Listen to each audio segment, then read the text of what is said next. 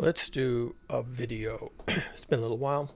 Not like there isn't anything happening in the world that's worth me doing a video about global heating, climate change, and all that associated rigmarole. But here I am. So, actually, I was noticing in my stats, my YouTube stats, that there's a video of mine that I did many years ago that still gets traffic, and it's about 2 years ago, I got really angry with some of the people on YouTube talking about climate change and global heating and not feeling like they were doing a good enough job.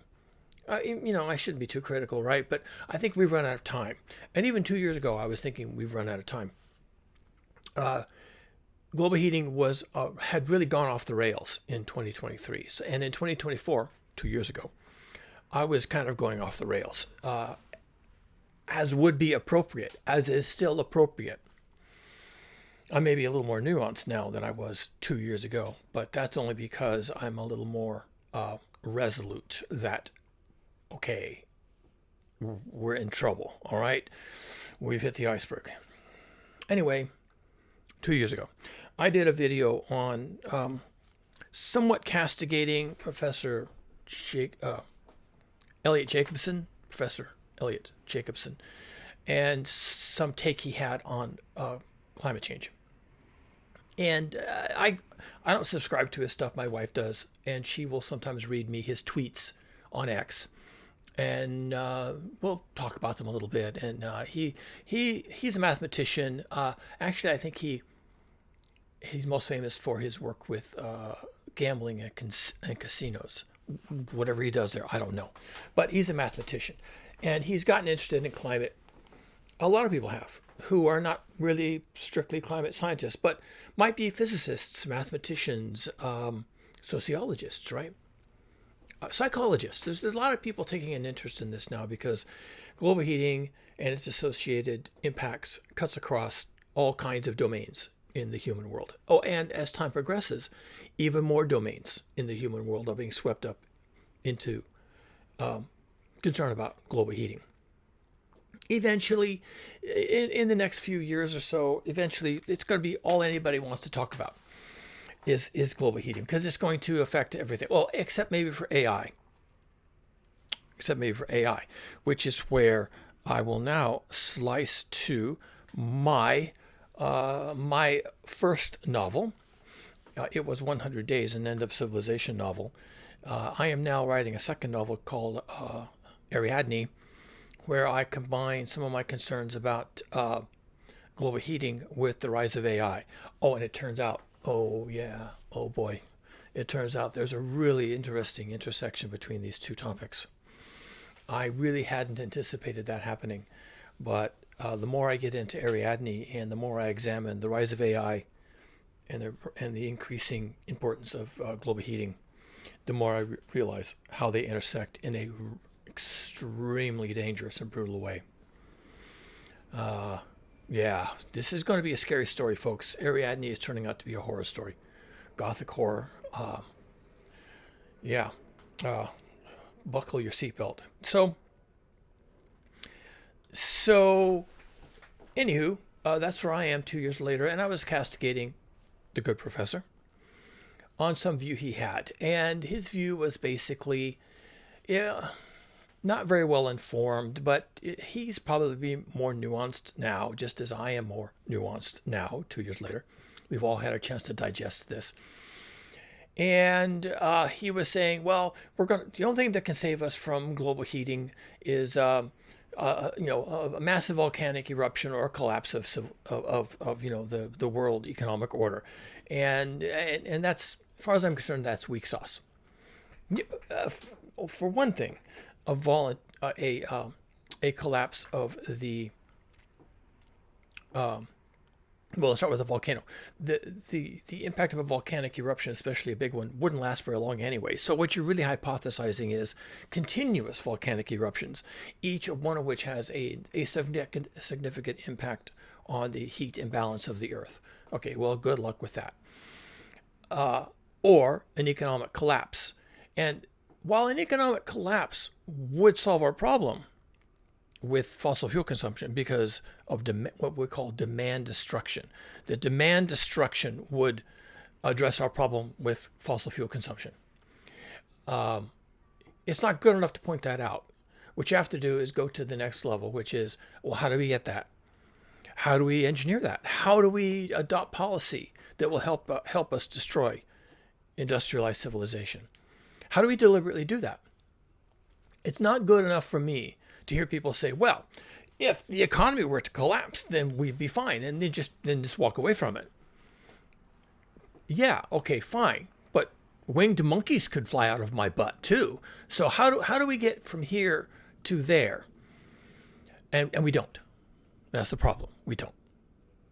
Because one way you can shut down discussion of global heating and just say, well, everyone's a doomer. Cougar Doomer is a doomer, so we don't have to listen to these people, is you say, okay, what's your solution? Oh, I have a solution. Volcanic eruptions, constant volcanic eruptions. There you go, doomer. That's not going to save us from global heating because we're just going to block the sun. We're just going to block the sun with ash and sulfates and aerosols. We're just going to block the sun. Since you're so worried about global heating, we're going to block the sun with volcanic eruptions.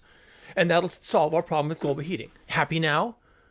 Because that's how it feels when someone says something like, well, we just need volcanic eruptions, right? Or if someone comes along and says, oh, you're worried about global heating, and people are consuming fossil fuels and flying and driving and buying things and Amazon Prime and shipping and FedEx and all this other stuff, flying themselves to Milan for a vacation and flying themselves back to London. This is what you're worried about. Well, okay, then all we need then is a collapse of the global economy, I guess. That's what you're proposing. Global heating is so bad, we just need a collapse of the global economy. No driving, no flying, no moving goods, no moving money, no jobs. So we're fine, right? That solves the problem, right? That's what you want. If global heating is your only problem, consumption of fossil fuels is causing global heating, that's your only problem. Well, then we'll just destroy the global economy. If that's what you want, sure, we'll just destroy the global economy. So this is how you shut down the discussion. Is you just propose these off-the-wall things. Complete, constant volcanic eruptions. That'll solve the problem. And you kind of see how deranged it is. You're basically telling the person who's concerned about global heating and uninhabitable Earth that they're focused on the wrong things. You need to focus on good things, life and liberty and pursuit of money and pursuit of profits, and your concerns are as nothing. Okay, well. So I was a little angry at Professor Elliot Jacobson for kind of taking that approach, because that's how I interpret that. It's not serious. Saying that all we need is continuous volcanic eruptions then, right, is not serious. And 2 years further on, it's still not serious. Well, my wife and I, we went back and we watched the video. And I was talking about how this video still gets a lot of traffic, and it does. And we were watching it again. I was like, what did I say in this video that I was, capping on Professor Elliot Jacobson? He's a famous guy, right? He works with casinos. He's written lots of books and all this kind of stuff. He's a professor. He teaches. Why was I going off on Elliot Jacobson? And so we watched it, and I came away 2 years later like, yeah, he was wrong. And he's still wrong. Oh, and probably he's more wrong today than he was then. Now, in fairness, he's changed his tune a bit. And now, what does he call himself? He calls himself a savage doomer or something like that. Right? Although he always puts these things in scare quotes, like, don't take me too seriously. I don't put anything in scare quotes. I'm a doomer. You're doomed. Okay? What can I tell you? There you go. So we can take these things seriously. I mean, this is science, right? We are doing science. We are doing science. This is climate science. We are doing science. So we can take this seriously. And we can look at the data, the observations, what's happening in the Earth dynamic system, what is happening to us on Earth while the Earth dynamic system evolves into another type of system, one we've never seen before, one we may not be able to cope with, because heat is the thing. And everyone responds to heat. I mean, they respond to cold too, but your response to cold is different than your response to heat. That should be obvious. What do you do in the cold? You put more clothes on. You consume more energy. You stay indoors. That's your response to cold.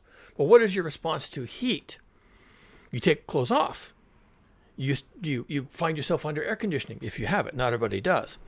Air conditioning is a little bit harder than heating because you can heat with wood and natural gas and electricity, but cooling is different.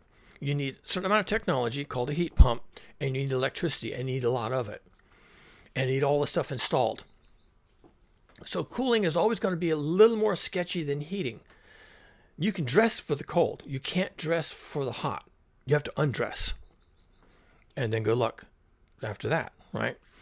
So heat is always going to be a little more of a problem. It's a different kind of problem, and the solutions to heat are generally more technological. Oh, and generally more expensive. There's a reason why people don't universally have air conditioners installed in their homes when the home is built. It's kind of an add-on. You do have a heater. In fact, almost all building plans require you to have a heat source. A central installed in the wall, in the ceiling, something, a heat source for heating. But they don't require air conditioning. Well, not everywhere. Some places they do. But pretty much the universal building code requires some sort of heating because it's easy to do. So therefore it's easy to require. But cooling is different. Now, when I was ragging on the dear Professor Elliot Jacobson, I was saying that, first of all, he was damning with faint praise the idea that we even have a problem to deal with, and his solutions were non-solutions. And in the 2 years since that video first aired, in the time since then, I have only solidified my position in this matter. Lots of people, along the same lines, people will protest their government. Now, what do? They go outside the government offices and they walk around with placards and they shout. They have a megaphone and they do their megaphone thing, and they're doing all this. Well, what are they doing? We demand climate action. We demand greening economies. We demand green jobs. We demand this and that and the other thing. If they even have demands as concrete as that, a lot of the time it's just we demand climate action. So you're not demanding anything because you don't even know what climate action is. I'd like to see your list of climate actions. Do you have a bullet points? Do you have like a presentation? Do you have a PowerPoint presentation I could look at? Because I'd like to know what your climate actions are. Because I'd like to then print those out, put them on a piece of paper, march them up the stairs to the halls of power, and hand it out to all the politicians in the halls of power. I'd like to hand this list out. But if your list is simply, we want climate action, well, then I don't know what to tell those people. In particular, you're going to have to wrap your brain around something here. If you're going to want climate action, or you're going to want, action against climate change, another way of saying the same thing, you're going to have to wrap your head around something which is global heating. There is physics behind this. It's not all politics. It's not all economics. It's not all feel good, feel fuzzy things. There's some physics here, folks. And if you're worried about climate change and you're worried about global heating or global warming or whatever it is you're worried about, sixth mass extinction, whatever you think is going on, you're going to have to deal with physics. And let's talk about the physics. And then we can talk about how to deal with that. And we'll talk about why I am continually, constantly disappointed in how people are approaching this. Here's the physics of what we're talking about. Most of my videos, I go over this. I'll go over it again because it's that important. What is global heating? The Earth has a natural, what we call a greenhouse effect. A greenhouse effect is what you notice if you walk into a horticultural greenhouse. What is a horticultural greenhouse? It's a house made of glass, generally speaking, or some sort of translucent plastic or something. The key characteristics of a horticultural greenhouse is that it's warmer inside than outside. The light comes in. Of course, it provides light for the plants. That's the point. Horticulture. And also heats the interior. And because it's sealed off either with translucent plastic or glass, the heat, once it's inside the structure, can't really escape. The heat is trapped. That's a horticultural greenhouse. You can buy them, you can construct them, you can make them out of different kinds of materials, and you can put your plants in there. And even in the winter, it'll generally be warmer and moister and a suitable growing habitat for plants in your greenhouse. Well, the earth itself has a natural greenhouse effect. Now, it's not, a hoop house, and it's not glass, and it's not Kew Gardens or any of those other things. The natural greenhouse effect was discovered, I want to say, in the first decades of the 1800s. Possibly it goes back further than that, but let's stick with that for now. When people noticed, because they were doing science, and they were starting to figure out how the earth works, or how physics works, all the black body radiation and all this kind of stuff. They were learning how physics works, and then they were applying physics, which they were kind of discovering at the time, to Earth system dynamics. So, okay, if there's this thing called physics, it must apply to Earth. Well, how does physics manifest on Earth? And in particular, they were thinking, okay, what role does the atmosphere and the sun and the surface of the Earth and the water and the ice and all these things play in creating the Earth as we know it? And one of the things they discovered was that the Earth is actually about 70 degrees Fahrenheit warmer than it ought to be, according to energy dynamics. Doing a bunch of math, solving for a bunch of partial differential equations, you come up with a temperature for the Earth. Given the size of the Earth, the amount of reflectance on the Earth, the distance from the sun, the brightness of the sun, how much radiation hits the Earth, all those equations get solved at once, and you come up with an expected temperature for the Earth. And when you calculate the expected temperature for the Earth is not that temperature. It's warmer than that. And it's warmer by a lot, 70 degrees Fahrenheit. And that must be a good thing, because if the average temperature on Earth is, say, 65 degrees, then if it wasn't 70 degrees warmer than it ought to be, it would be minus 5 degrees Fahrenheit, right? So that's 30 some odd degrees below freezing.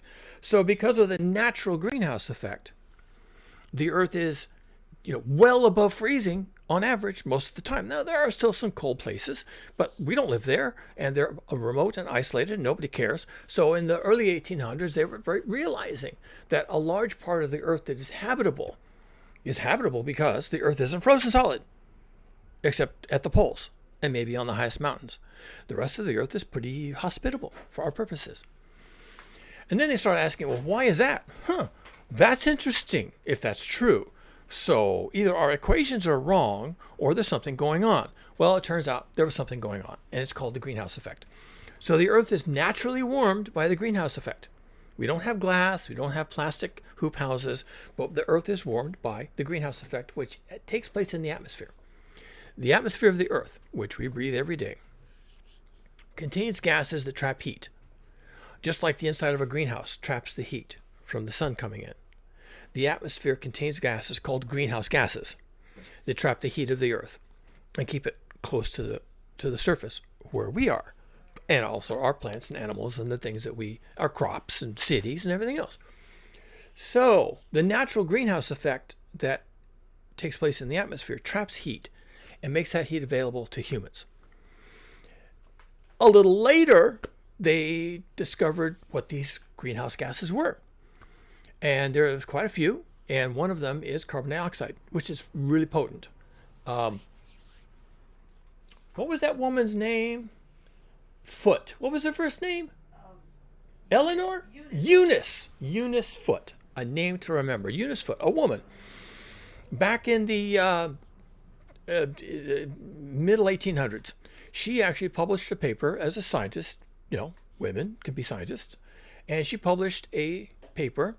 She had been experimenting with gases and their ability to trap heat. And she was doing simple experiments, almost like high school level experiments. She had tubes full of gases, and she had a thermometer, and she studied the gases, and she decided that carbon dioxide, is a greenhouse gas. It could trap heat. Svante Arrhenius came along in the late 1800s and actually did calculations on how much CO2 in the atmosphere can trap how much heat, and made a guess as to if we were to double our CO2 in the atmosphere artificially, how much more heat would it trap? So he did that calculation. And the reason why Svante Arrhenius was asking that question is because he knew in the late 1800s that the CO2 in the atmosphere was being increased. So that was bad. Fast forward to the 1960s, the fossil fuel industry was aware of all this. All this work had been done 100 years before. They're aware of all this work. And there were signals already happening in the Earth system that we were indeed enhancing the greenhouse effect by burning fossil fuels, emitting CO2 into the atmosphere where it remains for thousands, if not millions of years, and enhances the greenhouse effect, and therefore the Earth gets hotter. And so their own scientists were doing this math and saying, oh, yeah, that's a thing. Svante Arrhenius didn't know the half of it. So they were, the scientists working for the energy industries, primarily the crude oil and coal industries, came up with observations that reinforced the idea that, yes, we are changing the ability of the Earth to trap heat. And the reason why that was important is because it gave the fossil fuel companies a head start on suppressing that knowledge, which they did do to great effect. Now, this didn't stop the U.S. government from funding research into Earth system dynamics, which they did do, and it didn't stop the U.S. from launching satellites to look down on the Earth and monitor conditions on Earth, which did happen. But the fossil fuel industry was able to suppress any public discourse about any of this. And that did happen. So Al Gore comes along, he says, hey, we should probably be talking about this. Well, they ridiculed him and put him back in his box. And now it's been 45 years later and we've done nothing. And now we're fucked. There you go. Now you're fucked. I'm fucked. You're fucked. That guy out there on the sidewalk is fucked. Everybody's fucked because it's been 200 years that we've known about this, and we did exactly zilch, nothing, bagels, zero, okay? And now that we've done effectively nothing for 200 years, more particularly effectively nothing for the last 60 years, we're cooked. That's basically what it comes down to. We're cooked. And that's why I have a very, very thin layer of patience for anybody who's not willing to say at this point that we're cooked. Because we are. At this point, there's probably no way out. Probably no way out of this. There may not have even been any way out of this when Al Gore was doing his inconvenient truth stuff. We may already have been cooked. Possibly. But as of now, absolutely foursquare, every day, all the time, everywhere, every when, we are cooked. No one wants to hear that. I understand. I don't even want to hear that. Trust me. I gain no pleasure from this. And yet, we're cooked. Evidence that we're cooked. Right now, we're having a massive marine heat wave that covers nearly the entire planet. Massive marine heat wave. It's actually been going on since the year 2023. Knocked people out. The scientific community saw the heat wave that happened in 2023, and basically, we collectively lost our shit. Something happened in 2023 that wasn't supposed to happen for 100 years. No joke. And, somewhat it improved itself, but now we're going into another massive marine heat wave just 3 years later. Once again, off the charts. We're about to have an El Nino event that someone tried to chart, and it went off the chart. And so they extended their chart. And the new, and this makes me laugh, really. I mean, someone understood what they were doing. And when they extended their chart from super El Nino to critical El Nino, then the last thing they had to add at the top was uncharted El Nino. They added an uncharted El Nino category to their chart because we're going off the chart. We're going off the map, folks. Now, let me tell you something about going off the map. And this is physics. This is mathematics and physics. This is what happens when you go off the map. When you go off the edge of a map, you don't have a map. And you can say, wait. I do have a map. I'm just off the edge. No, that's not how maps work. When you navigate off the edge of a map, you don't know where you are on the map. So the map you had is no longer of any use to you. You can keep it if you want, just in case you ever do find yourself back on the map. But while you're off the map, you have no map.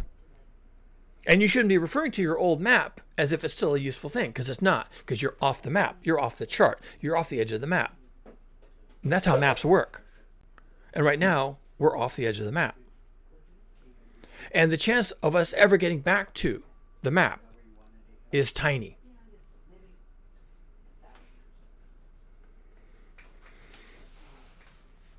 And this is where I become impatient with what we're supposed to be doing now.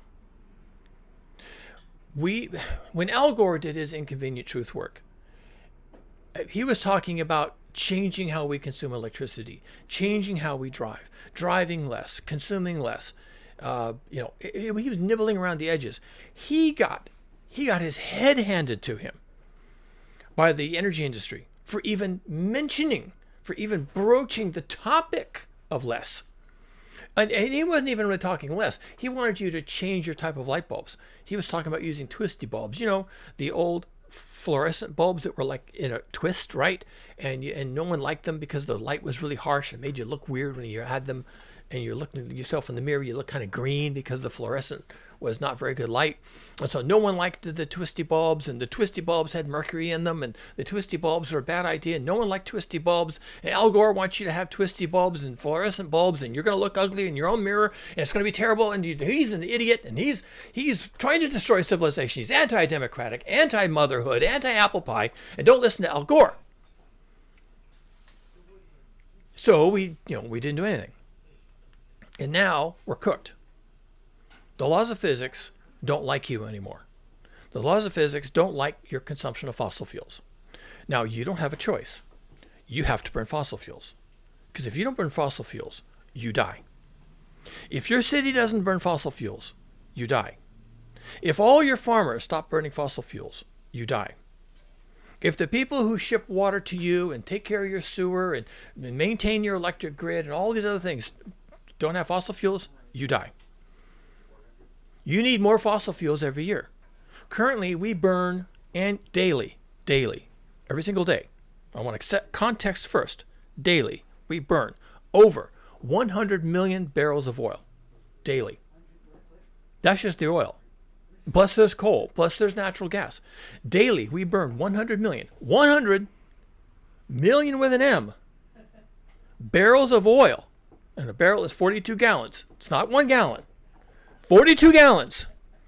We burn daily 100 million, 100 fucking million with an M, barrels of oil daily.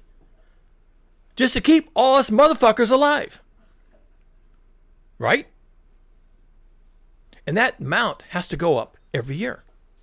And any year that quantity doesn't go up, we fall into a recession, and heaven forbid a depression, okay? And just try to talk to the economists and the politicians and the mothers with children and the workers who can barely make their car payment and barely buy food every week for the table, right? Go talk to these people and say, oh yeah, we really need a recession right now because we have to start reducing our consumption of fossil fuels. We can't burn 100 million barrels daily and still survive on this planet. This planet will become uninhabitable. So we have to stop doing that. People are going to say, what? Stop? Okay, fine. I'll stop burning fossil fuels. How does that affect me in my personal life? Well, in your personal life, if you're not burning 100 million barrels of fossil fuel a day, then you can't drive, you can't fly, you can't move goods. Hold on. Stop right there. What do you mean I can't drive?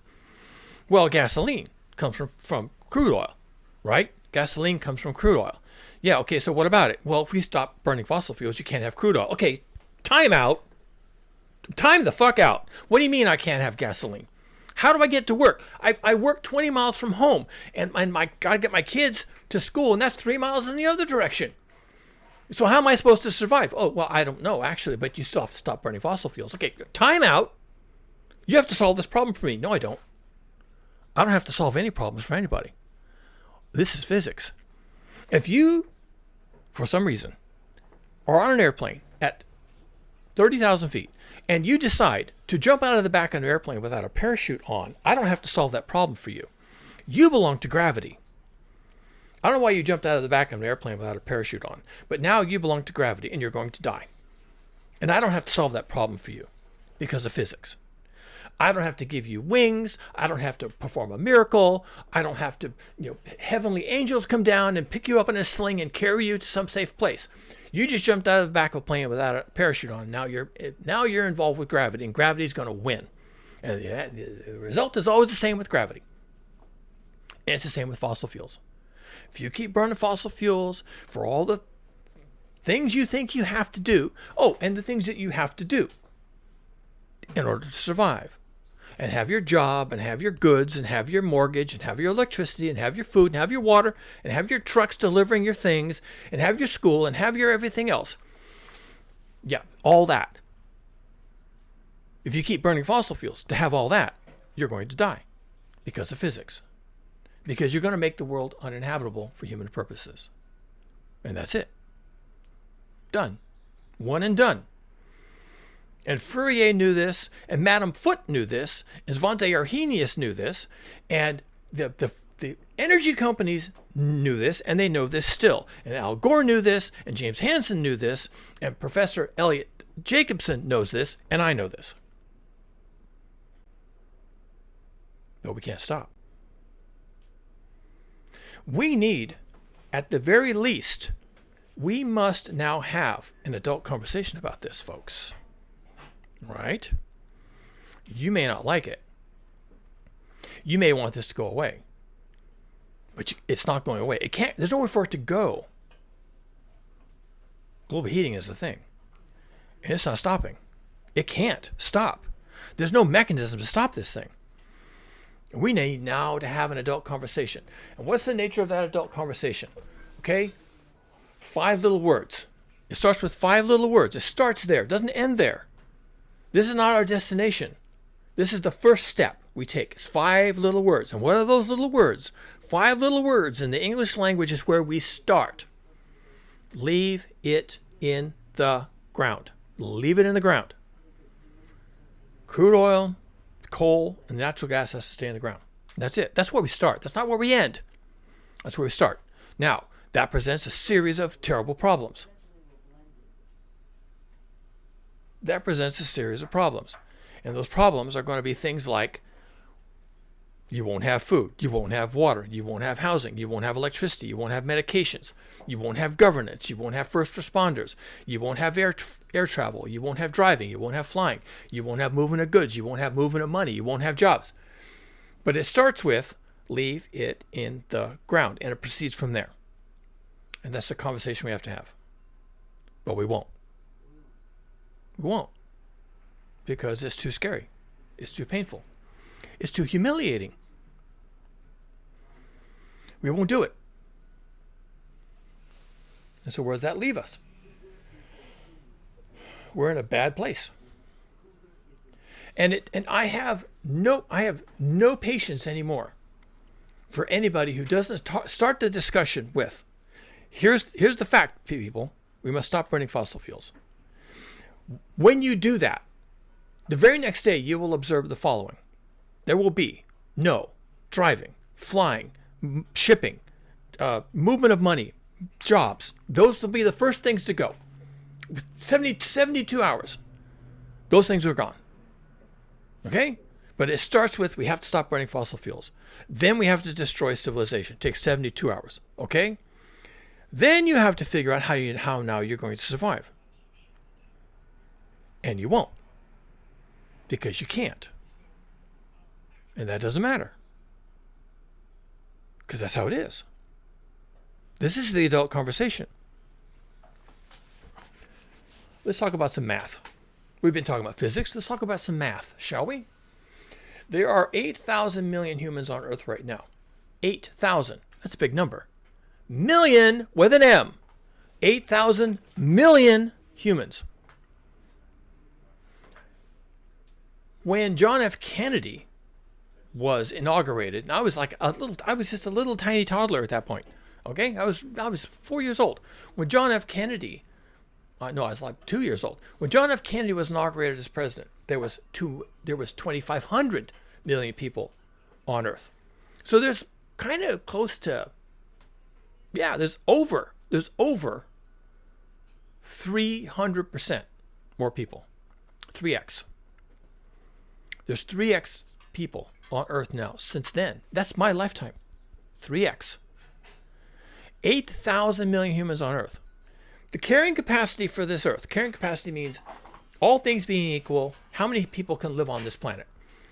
The carrying capacity of this planet, given the oceans and the land and the amount of fresh water and the amount of arable land for crops and the amount of places where are not too cold and not too hot, and you figure all that out, the carrying capacity for this planet for humans historically in the deep past was about 250 million people.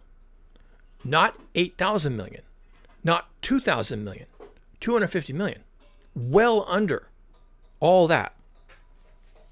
That was back when the Earth wasn't even full of people. That was back when the Earth didn't have water pollution and air pollution and desertification and clearing of all the boreal forests and destruction of all the waterways and destruction of all the fish stocks and destruction of all the herds. And that was way before all that happened. This planet could support 250 million people. I'll save you the math. That's 3% of the current population. 3% of the current population is what the Earth could historically support before industrialization. The difference between 250 million people and 8,000 million people is industrialization of everything. Everything became industrialized over the last 300 years. The food supply, the water supply, water purification, medicine, health in general, reductions in infant mortality, improvements in nutrition, improvements in transportation, of all those things. Yeah, that's all the 300 years of industrialization. And since then, we went from, I don't know, maybe we were up to like 400 million people at the beginning of the Industrial Revolution, because there had been smaller revolutions along the way before we got to the big kahuna, right? But when the big Industrial Revolution took off, we were about 400 million people, still on a par with historic averages, and now we're at 8,000 million because of industrialization. 8,000 million. And somewhere in there is 100 million barrels of crude oil daily. It has to stop. And when it does stop, there's one narrative that, okay, our population collapses without fossil fuels. Okay, understandable. And what was it collapsed to? 400 million, like it was just before the Industrial Revolution. Historically, the carrying capacity of the Earth for humans is more like 250 million. So let's say we drop from 8,000 million to 250 million. That's a 97% die-off of humanity. 97%. Not 100%. That would be extinction. 97%. It's close. You might have cause to worry, but it's not 100%. But even 250 million people left over from all that, that's still a lot of people. And remember, that's the historic average for humans on Earth before industrialization. Industrialization came along and kind of fucked everything up. So how many people can a really seriously fucked up planet still support? I don't think it's going to be 250 million. Let's say it's a third of that. Let's say it's 80 million people. Well, that's a non-random number on my part. 80 million people is 1% of the current population. 1%. 80 million people. 1%. That's the math, folks. That's the math for you. Let me do it again. 8,000 million people because of fossil fuels. 250 million people historically prior to industrialization, and probably because the world has been completely, really destroyed. And now we have nuclear weapons and nuclear power plants and forever chemicals. It's going to be tough, okay? Let's say 80 million, a third of the historic average, 80 million. 1%. That's a 99% die-off. And it's just possible. Okay, while we're having this thought process, while we're doing this thought process, it's entirely possible that even if the carrying capacity for the Earth is 80 million people, And we maybe still have some technology and we can still keep that many people alive. Depending on how hard we fall and how fast we do that, oh, and we could do that very quickly, by the way, we might shoot right through 80 million. We may end up at 8 million. Again, a non-random choice on my part, because that's 1/10 of 1% of the current population.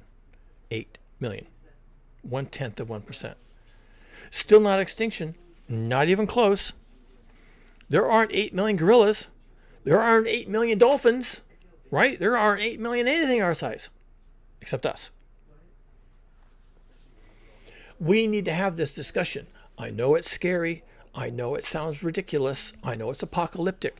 It's physics, people. It's math. You're not going to be able to wish your way out of this. You're not going to be able to con your way out of this. You're not going to be able to convince me that there's a way out of this, unless it starts with leaving fossil fuels in the ground. Then you take the hit. Leave the fossil fuels in the ground. That's how this conversation starts. If that's a problem, let's talk about the problem.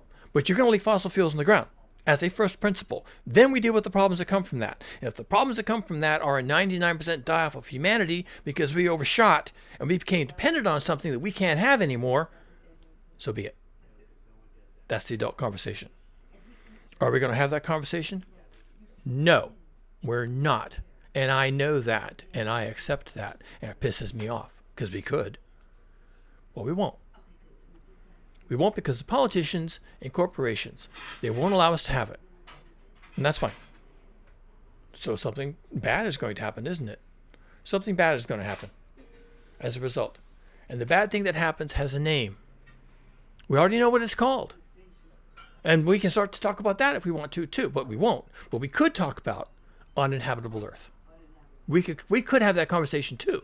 We could talk about, on the one hand, stopping our dependency on fossil fuels, realizing it's going to cause a hit, taking the hit, and then coming back from that. We could have that conversation as adults. Or we could have the other conversation, that we don't stop burning fossil fuels. And that enhances the greenhouse effect. And we go to hothouse Earth. And hothouse Earth kills us by the billions. And it leaves the world uninhabitable for human purposes. That's another conversation we could have. We won't have that one either. But please notice,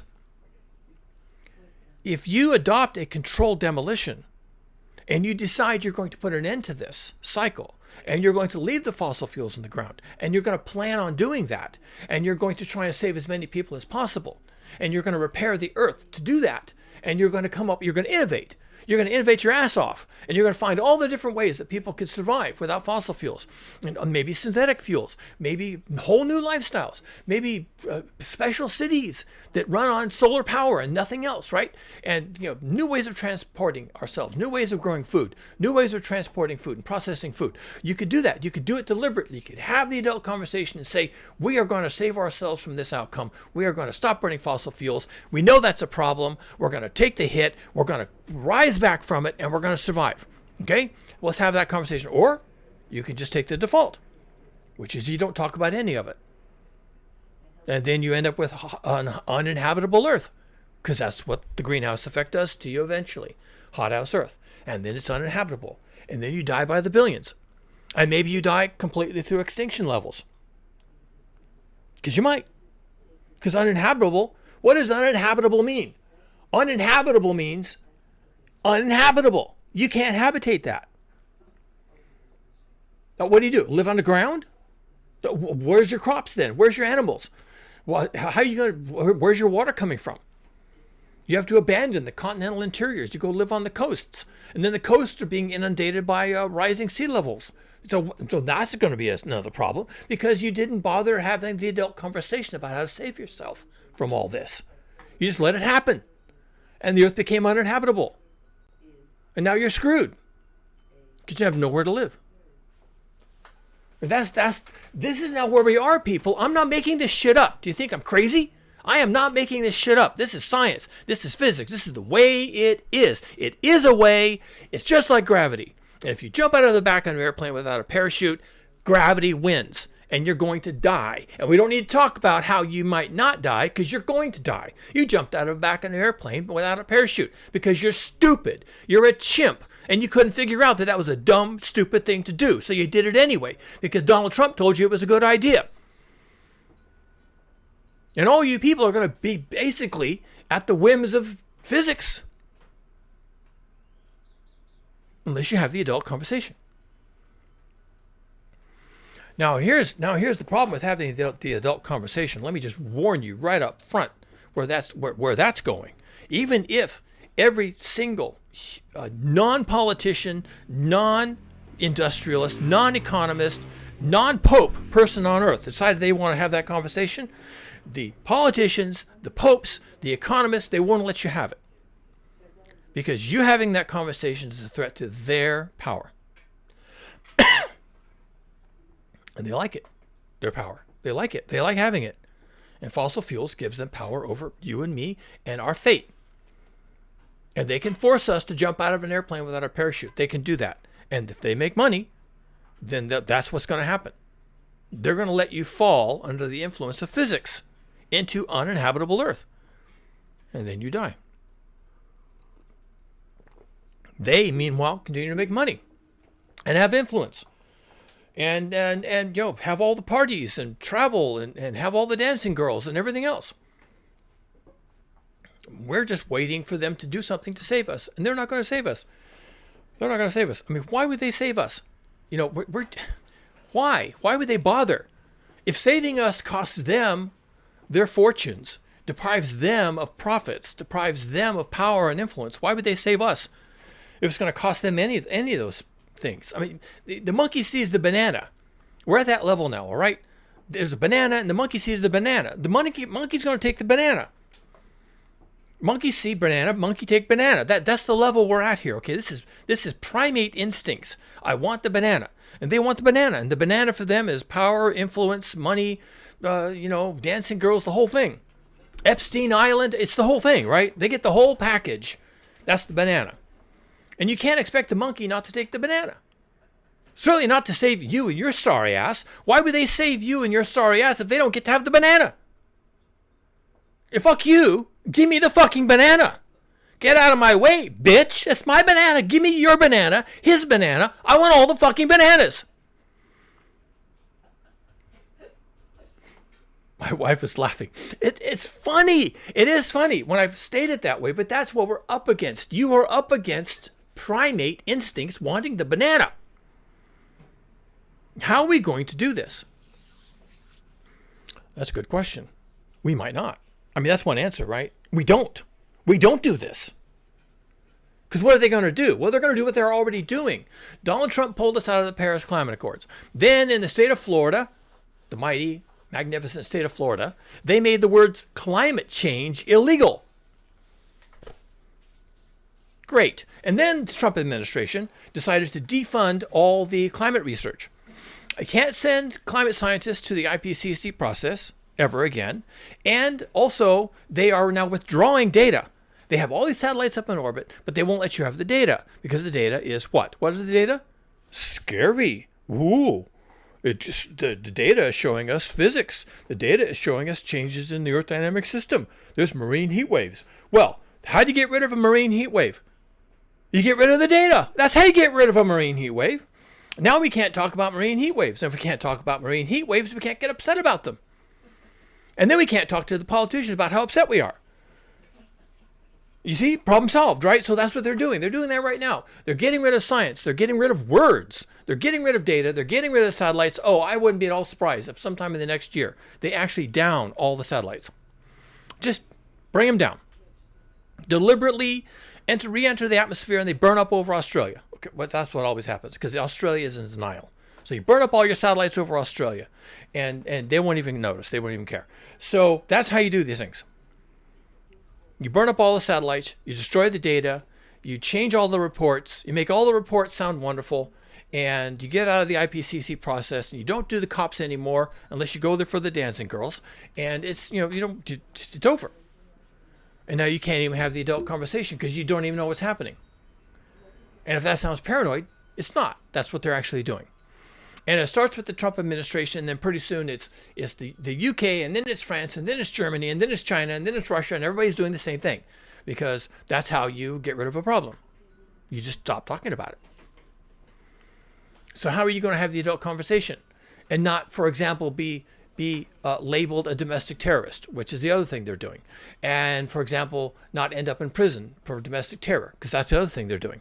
And, how are we going to have the adult conversation? You won't. You just won't have it, because they won't let you. Unless you're having the adult conversation in the basement of your church, okay? Out of the sight of the police and the authorities. Under the radar, like a bunch of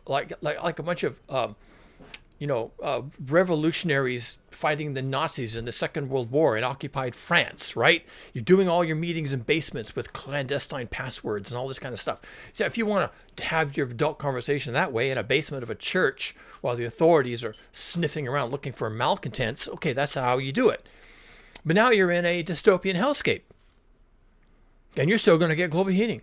And you're still going to get uninhabitable Earth. And then what? Then what are you going to do? And what about your comfortable suburban life prepared you for any of that? Nothing. Yes, I'm angry. And I'm afraid. And I don't see any way out of this. And people are going to die. By the billions. Because there's no way out of that either. And when I started my second novel, Ariadne, I didn't really see this coming. But